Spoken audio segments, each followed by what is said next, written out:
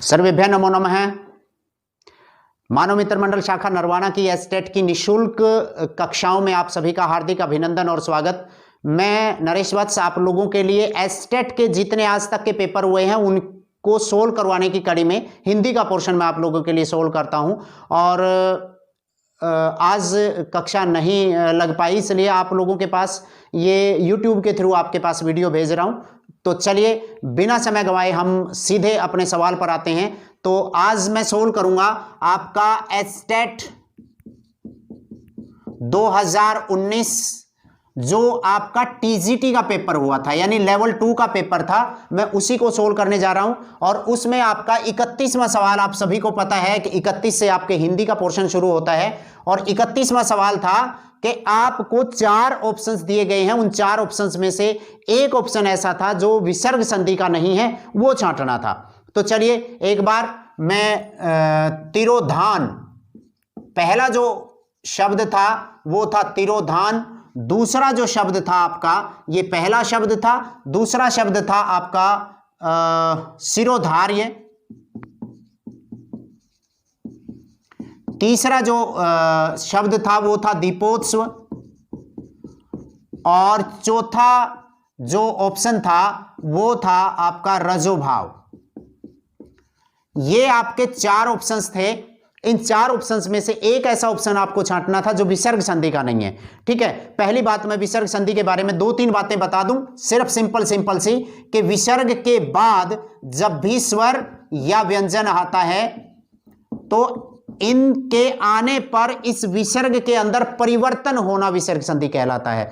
और यह परिवर्तन कैसे हो सकता है? हो सकता है ये विसर्ग एज इट इज रह जाए। अगर विसर्ग एज इट इज रह गया और कोई परिवर्तन भी नहीं हुआ तब यह संयोग होता है। प्रातः काल एज इट इज रह जाता है। लेकिन कई बार क्या होता है कि ये जो विसर्ग है ये हट जाता है, अतः जमा में एव, अतएव बन जाएगा, यश जमा में इच्छा, यश इच्छा बन जाएगा, कोई परिवर्तन नहीं होगा। अगर ऐसा होता है तब भी वो विसर्ग संधि होगी। लेकिन तीसरा जो होता है कि इस विसर्ग के बाद अगर कोई घोष ध्वनि आती है, ये याद रखना है। अब घोष ध्वनि कौन सी होती है मैं बता दूं कि हर वर्ग का पहला और दूसरा वर्ण और तीनों शय को छोड़ करके बाकी सारे घोष हैं।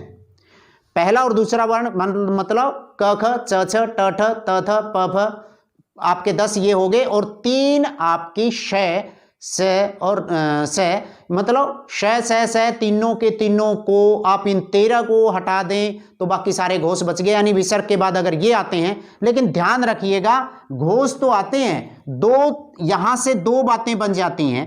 पहला, यहां पर अ होनी चाहिए, अगर ये अ है तो यहां पर आपका ओ बन जाएगा इसकी जगह, और अगर ये अ नहीं है कोई और है तो यहां पर इसकी जगह र बन जाएगी। ये बात आपको ध्यान रखनी है। अब आपके जो 4 ऑप्शंस थे, मैंने 3-4 बातें बताई है। मुख्य बातों में क्या है कि या तो ये विसर्ग एज इट इज रहेगा, या विसर्ग बिल्कुल हट जाएगा, या फिर इसकी जगह ओ बन जाएगी या रे बन जाएगी। ये 4 बातें ही आप मुख्यतः ध्यान कर लें। इसमें तिरोधान, तो तिरोधान अगर है तो ये जो शब्द था वो तिर है, जमा में धान था।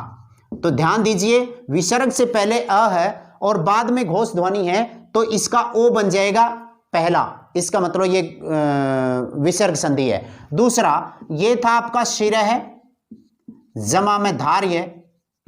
अगर ये ऐसा है तो यहां पर भी विसर्ग के बाद वही ध है, वही घोष ध्वनि है, तो इसका भी ओ बन जाएगा। ये भी विसर्ग संधि का एग्जाम्पल है। अगर आप तीसरा देखें तो ये जो शब्द है वो बनेगा दीप, मैं इधर बना रहा हूं, दीप जमा में उत्सव। अब यहां पर पूर्व पद के अंतिम वर्ण में कहीं पर भी विसर्ग नहीं है। अगर पूर्व पद के अंतिम वर्ण में कहीं पर भी विसर्ग नहीं है तो ऐसे में ये विसर्ग संधि का एग्जाम्पल नहीं है। यहां अ और उ के जुड़ने से ओ बन रहा है। जैसे आप प्रश्न जमा में उत्तर में प्रश्नोत्तर बना देते हैं, सूर्य जमा में उदय में सूर्योदय बना देते हैं, गंगा जमा उदक में गंगोदक बना देते हैं। ऐसा कहां होता है? ऐसा गुण संधि में होता है। और गुण संधि एग्जाम्पल, गुण संधि एक प्रकार होता है आपकी स्वर संधि का, इसलिए यहां पर विसर्ग नहीं, यहां पर ये स्वर संधि है। और चौथा जो ऑप्शन है वो आपका रज है, जमा में भाव।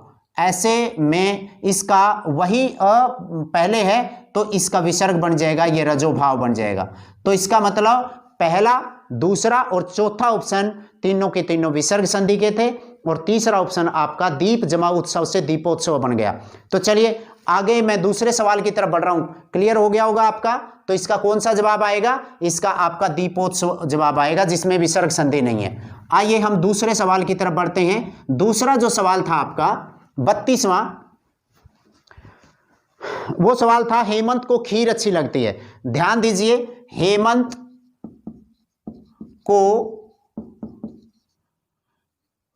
को खीर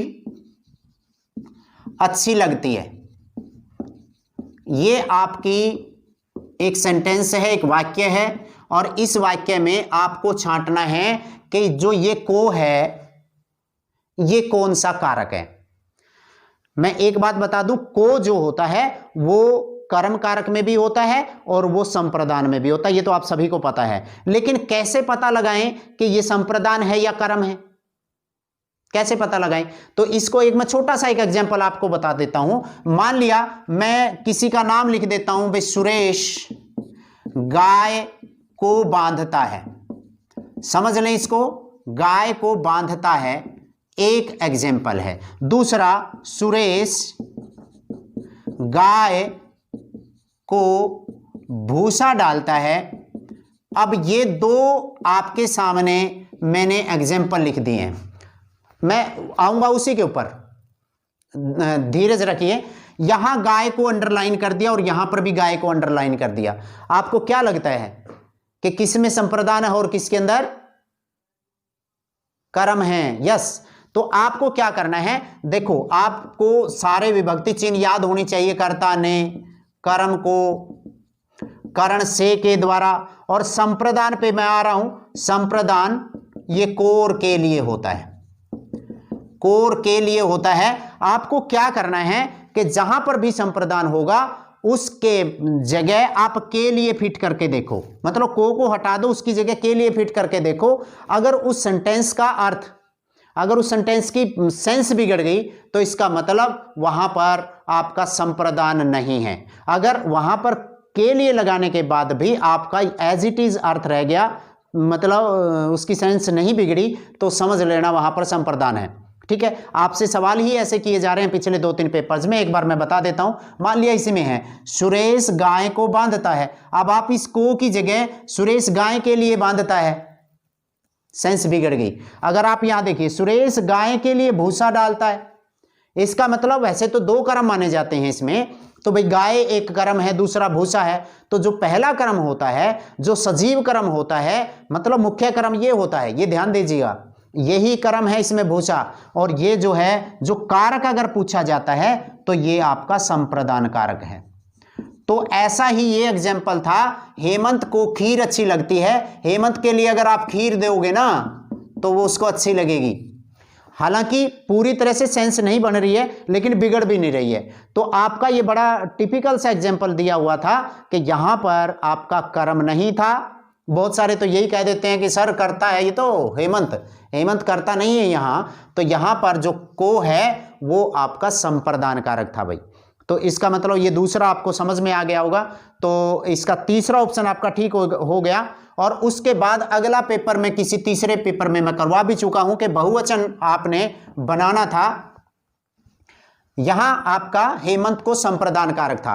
उसके बाद तीसरा जो सवाल था कि डाकू का डाकुओं, बताने की जरूरत नहीं है, ओ प्रत्यय लगा करके आप बहुवचन बना सकते हैं। वधु का वधुएं बिल्कुल सही है, और भालू का भालुओं ये भी आपका सही है, और तरबूजा का तरबूजाओं बना रखा है, ये सीधा सीधा सा गलत है भाई। इसमें ज्यादा सा समय खराब करने की जरूरत नहीं है।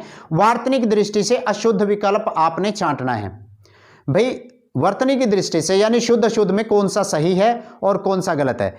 इसमें सबसे पहले आपका दवाइयां दिया हुआ है। देखिए दवाइयां मैं अपनी वीडियो में भी करवा चुका हूं, बिल्कुल सही है। दूसरे नंबर पे प्राणी विज्ञान है, प्राणी विज्ञान ये भी आपका बिल्कुल सही है। ध्यान दीजिएगा, अगर अकेला प्राणी लिखना होता बड़ी की मात्रा होता, अगर आपको अकेला पक्षी लिखना है तो बड़ी की मात्रा होगा, और पक्षी विज्ञान लिखना है तो छोटी की मात्रा हो जाएगा। पक्षी गण लिखना है तो भी छोटी की मात्रा हो जाएगा। तो ये छोटी सी गलती हमने नहीं करना है। मतलब मैंने पूरे अच्छे तरीके से बताया हुआ, जैसे मंत्री अकेला लिखना है बड़ी की मात्रा और मंत्री परिषद लिखना है तो छोटी की मात्रा है। तो ये आप लोगों को ध्यान रखना है। और तीसरा जो ऑप्शन था इसमें वो था वृत्त्यानुप्रास। वृत्त्यानुप्रास ये लिखा गया है जहां वृत्ति में अनुप्रास हो, मतलब तरनी तनुजा तट तमाल तरवर बहुछाए, ये वृत्त्यानुप्रास है। जब एक वर्ण की एक से ज्यादा बार आवृत्ति हो। लेकिन हमने तो यहां शुद्ध शुद्ध में छांटना था। अगर ये शब्द था वृत्ति जमानुप्रास, अगर ये शब्द ऐसे था तो ध्यान दीजिए ये वृ तय आधी रह जाएगी, ई का यह बन जाएगा और ए थी तो ए ही रहेगी, नुप्रास इसके साथ है। तो ऐसे में जो ये वृत्त्यानुप्रास लिखा हुआ था ये बिल्कुल पूरी तरह से गलत था भाई। ये वृत्त्यानुप्रास होता है ना कि वृत्त्यानुप्रास, मतलब ये आ की मात्रा यहां पर नहीं आएगी, ये आपका गलत था। और चौथा जो ऑप्शन था वो मृत्यु उपरांत था, वो भी अटपटा तो लग रहा होगा आपको, लेकिन दीर्घ संधि लिख रखी है मृत्यु जमा में उपरांत। अगर ये शब्द था तो आपका छोटा ऊ और छोटा ऊ मिलकर के बड़ा ऊ बन जाएगा, मृत्युपरांत। ये आपका सही जवाब था। तो ऐसे में आपका जो सही जवाब था एक अशुद्ध आपने छांटना था, वो वृत्त्यानुप्रास होता है, वृत्त्यानुप्रास नहीं होता। उसके बाद चलिए मैं आगे की तरफ बढ़ रहा हूं, समय थोड़ा सा कम है। चौथा जो सवाल है मेरे सामने कि आज्ञार्थ या विद्यार्थ वृत्ति का प्रयोग, ये पूरा टॉपिक वैसे तो मुझे समझाना है आप लोगों को। वृत्ति, जिसको आप वृत्ति भी कहते हैं, इसको आप अंग्रेजी में मूड कहते हैं। मतलब जो कर्ता होता है उसका वो सेंटेंस बोलने का कोई ना कोई, किसी भी वाक्य को बोलने का एक प्रयोजन होता है, एक उद्देश्य होता है। उसका सेंटेंस जो उसने बोला है उसका उद्देश्य क्या है, वो कोई संभावना व्यक्त कर रहा है, वो कोई आज्ञा दे रहा है, वो संकेत दे रहा है, मतलब दो सेंटेंस के अंदर बीच में कंपैरिजन कर रहा है। इस प्रकार से वृत्त्यार्थ मतलब वृत्ति या जो करता है उसका मूड, मतलब क्रिया का मूड क्या है, एक प्रकार से यही समझिए। तो वो आपने बताना होता है, इसको मूड भी कहते हैं। इसके लिए एक शब्द और प्रकार भी प्रयोग होता है, इसके लिए अर्थ भी प्रयोग होता है।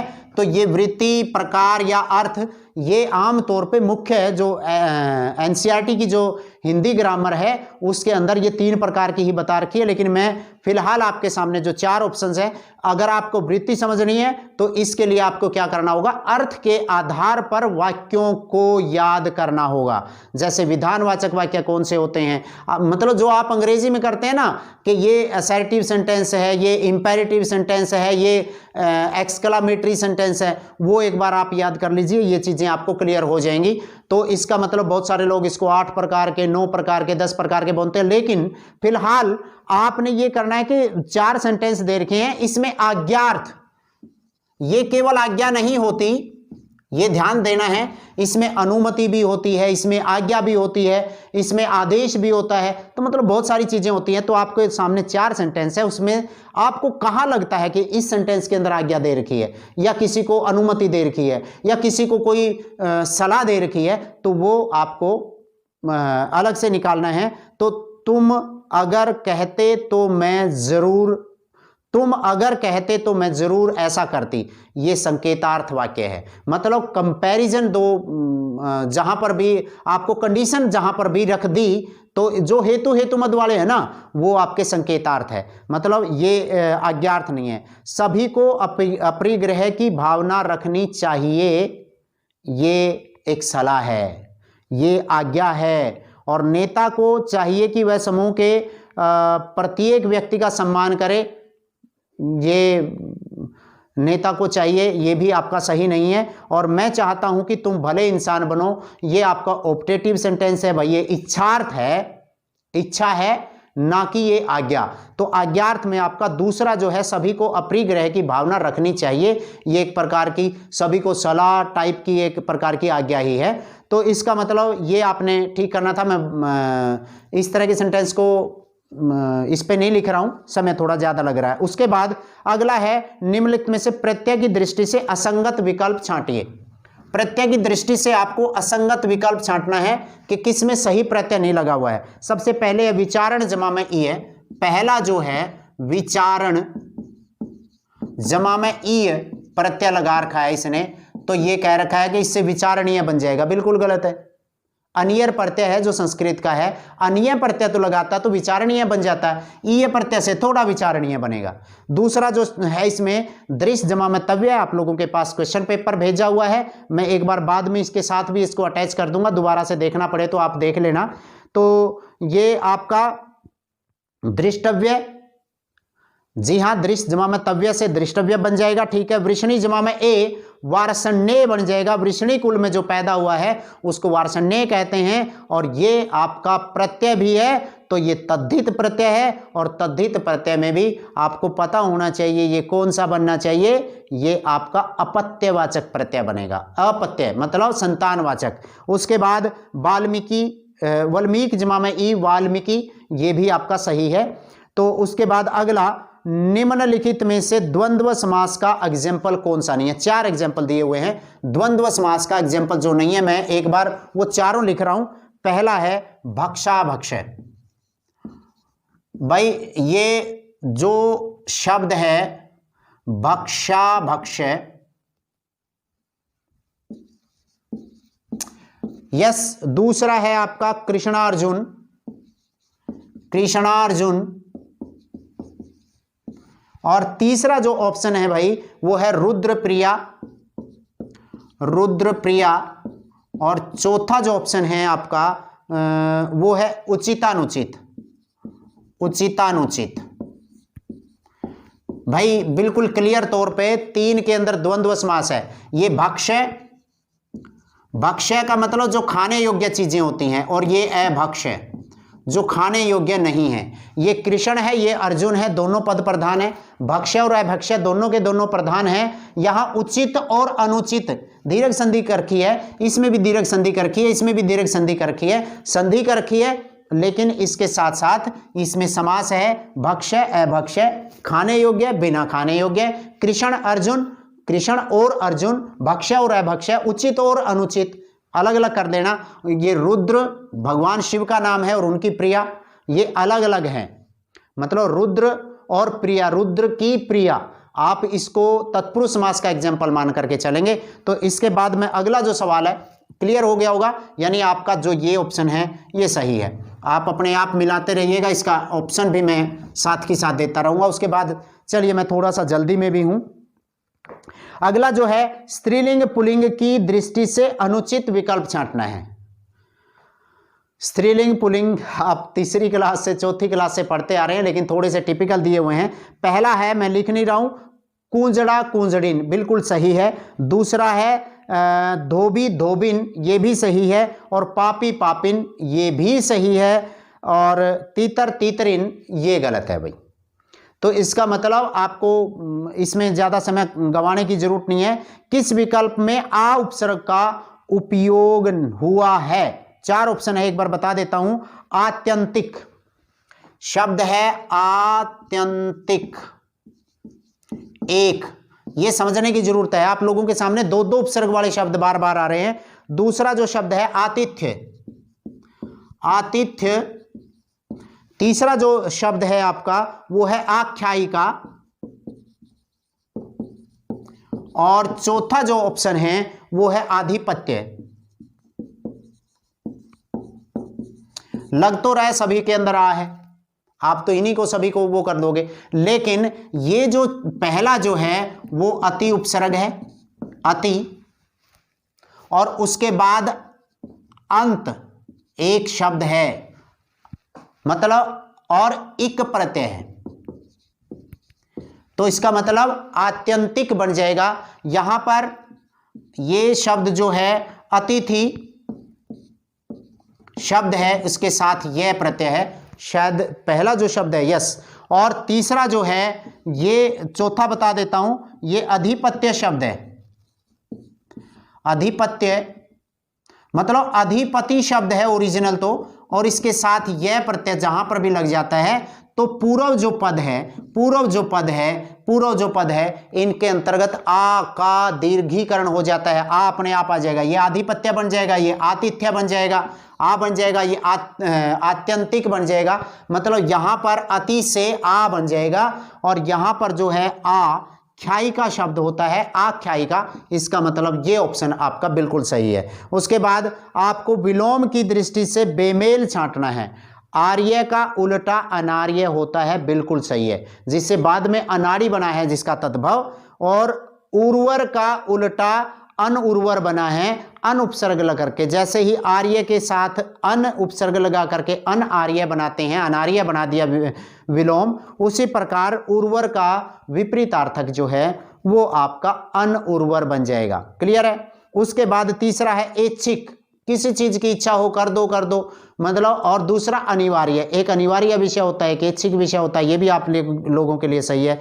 चौथा जो ऑप्शन है विलोम में इसने दे रखा है कि खल और दुर्जन। अगर आप इन दोनों को अलग अलग करके देखें तो खल और दुर्जन दोनों एक दूसरे के विलोम नहीं है, बल्कि ये पर्यायवाची हैं। ठीक है। उसके बाद हम आगे की तरफ बढ़ते हैं थोड़ा सा। और मैं आज आप लोगों के लिए 2 पेपर सोल्व करूंगा अभी लगातार। टाइम थोड़ा सा कम है, मैं देख लेता हूं और दूसरा पेपर मुझे मिल गया तो। उसके बाद अगला जो शब्द है, पर्यायवाची की दृष्टि से असंगत विकल्प चुनिए। पर्यायवाची की दृष्टि से असंगत विकल्प जो है वो है पक्षी, शकुंत।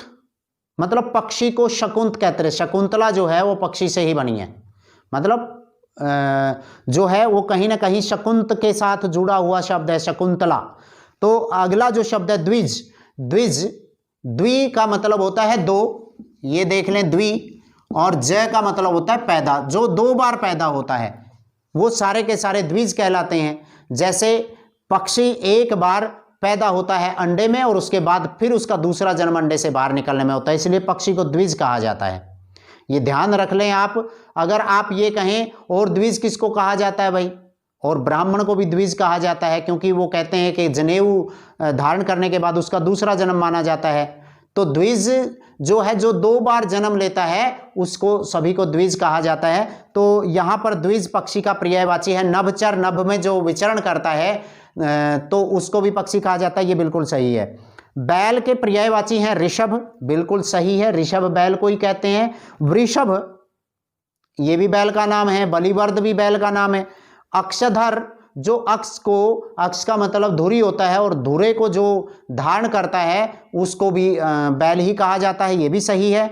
उसके बाद आपका हरिण, हरिण के लिए कुरंग शब्द प्रयोग होता है, बिल्कुल सही है। प्लवंग प्रयोग होता है, ये भी सही है।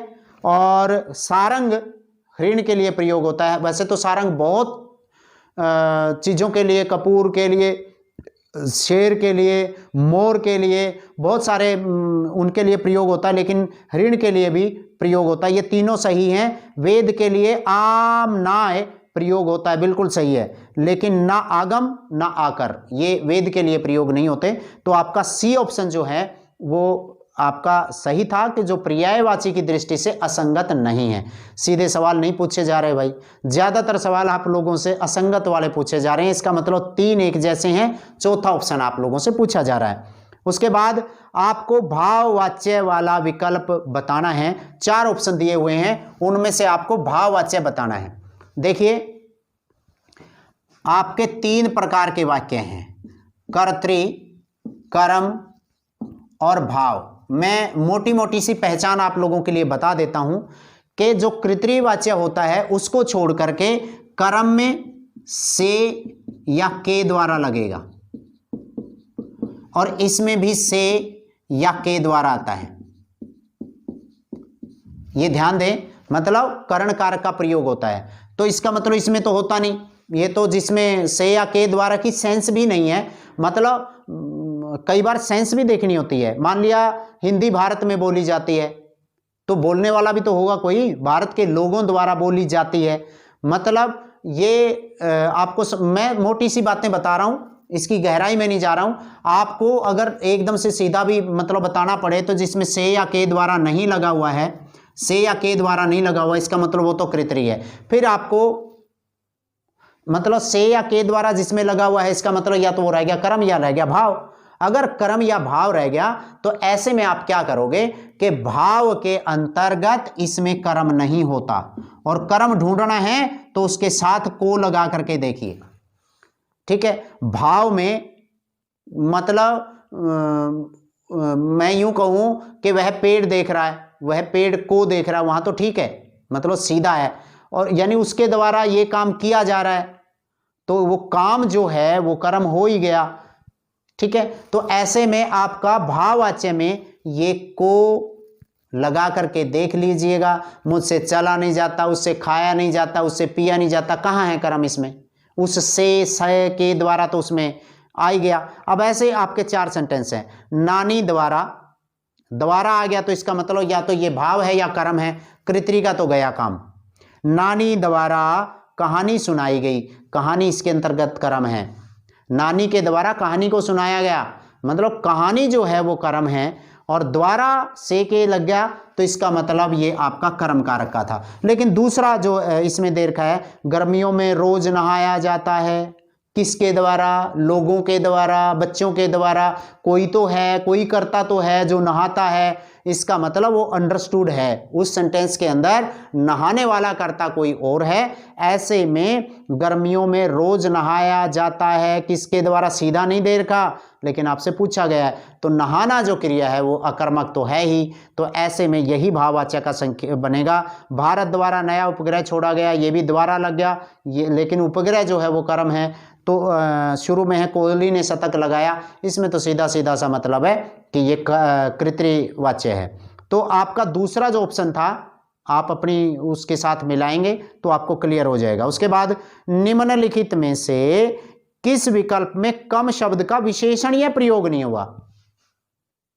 कम शब्द, कम का मतलब जो थोड़ा है, तो विशेषण के अर्थ में कहां प्रयोग नहीं हुआ, मतलब किसी की विशेषता नहीं बता रहा है, तो इसका मतलब प्रयोग किया गया है ये बताना। विशेषणीय प्रयोग, सॉरी नहीं वाली बात नहीं है, इसमें बताया है।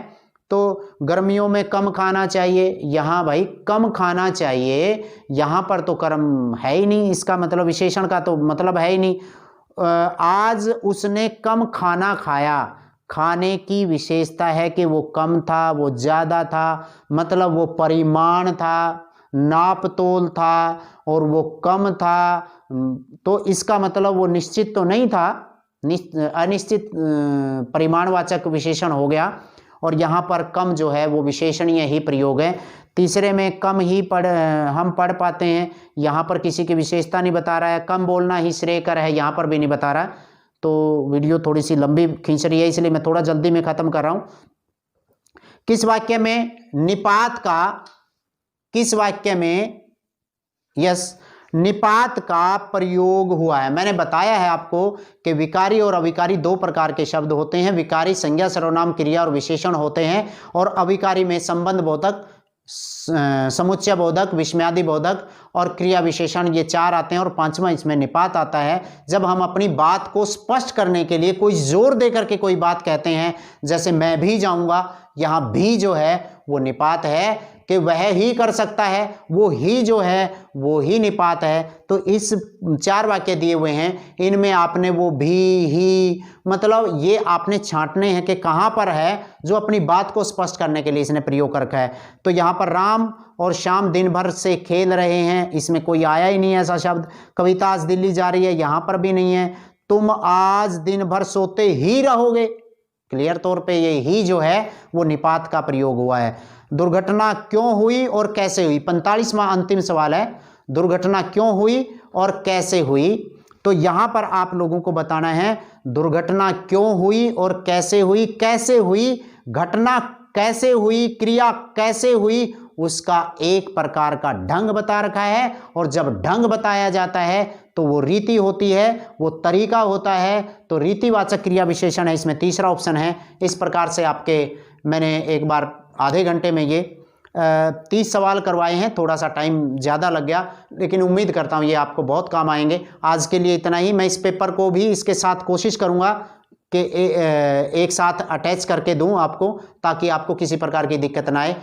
आज के लिए इतना ही। अगले वीडियो को फिर मैं एक अगला पेपर सोल्व कर रहा हूँ, जल्द ही आप लोगों के पास वो भी पहुँच रहा है। धन्यवाद, थैंक यू वेरी मच।